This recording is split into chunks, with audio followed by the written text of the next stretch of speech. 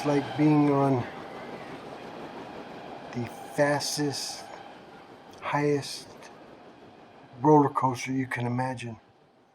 The ups and downs, the loops, except for when you come into the end, instead of it stopping for people to get on and off, it crashes. Childhood cancer is more than cute little kids, cute little bald kids, going on Make-A-Wish trips or getting to meet football players at the hospital. It's more than that.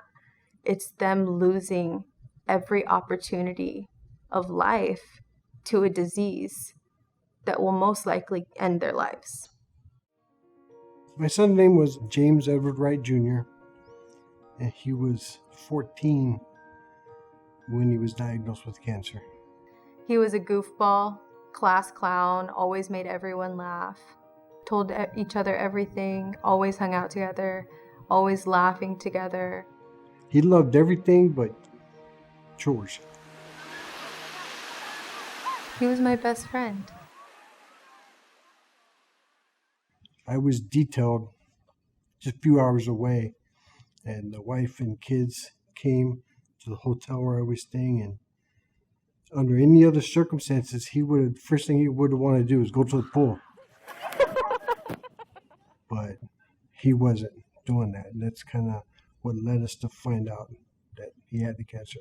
In the very beginning, when I found out he had cancer, I was scared, and the first thing I was afraid of was him dying. But after that, I didn't think of it once. I never thought my brother's going to die. I always thought that he was going to be okay. From the bottom of my heart, I truly believed that he was going to be okay. At first it was just the complete shock and fear. When I called my mom to tell her that her grandson had cancer, I couldn't stop crying. Early on, I think he was embarrassed about having cancer. He thought it was something to be embarrassed. As time went on, I think we helped him overcome that. He had just started losing his hair. And so we had one of our friends come over and she shaved his head, and so it wouldn't look so patchy. And so now he was bald because it really started falling out. He had no eyebrows. He just looked like a cancer patient. And I remember I took him to Peter Piper because that was like our thing. And we were sitting in the car in the parking lot.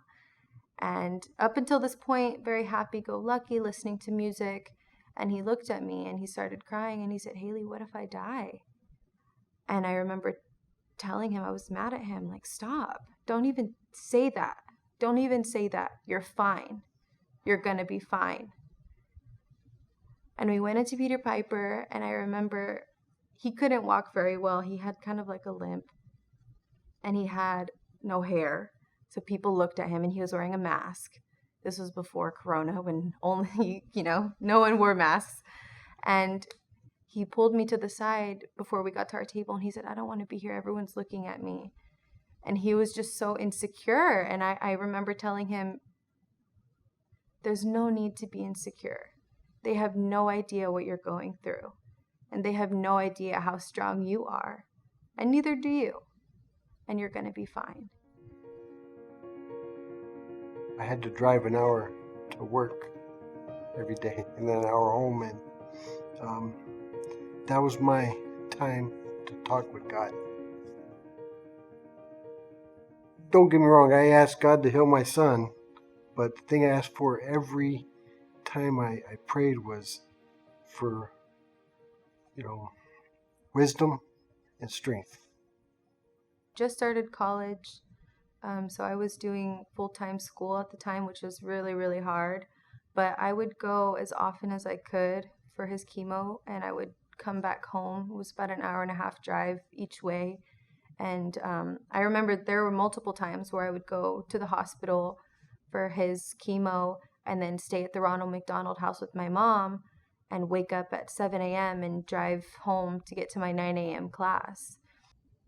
My fondest memories, it's going to sound weird, is when we were in the hospital. Because during his treatments, we were in the hospital for 5 days.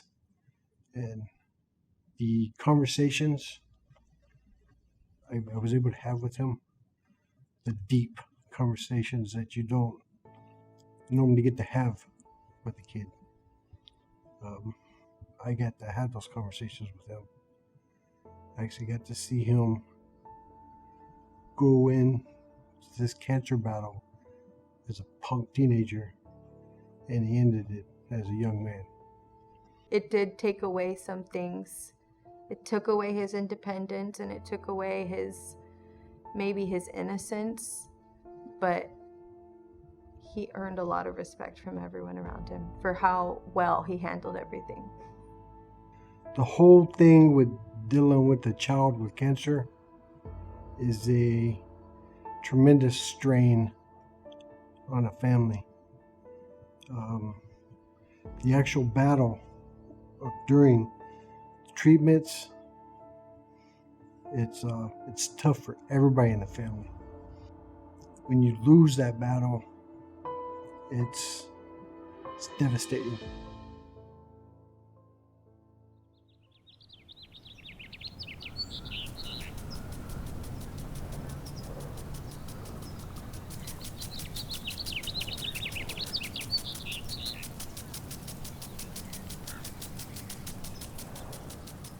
Even through all the terrible things that happened, all of the really bad nights and really bad days, I still told myself it's going to be okay. It's going to be okay.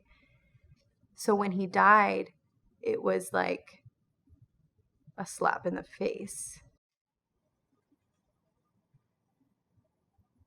I'm just now catching my breath. It's been 5 years. Lots of hope and faith, and then just like, nope. To me, it's therapeutic to talk about my son. The battles that we faced,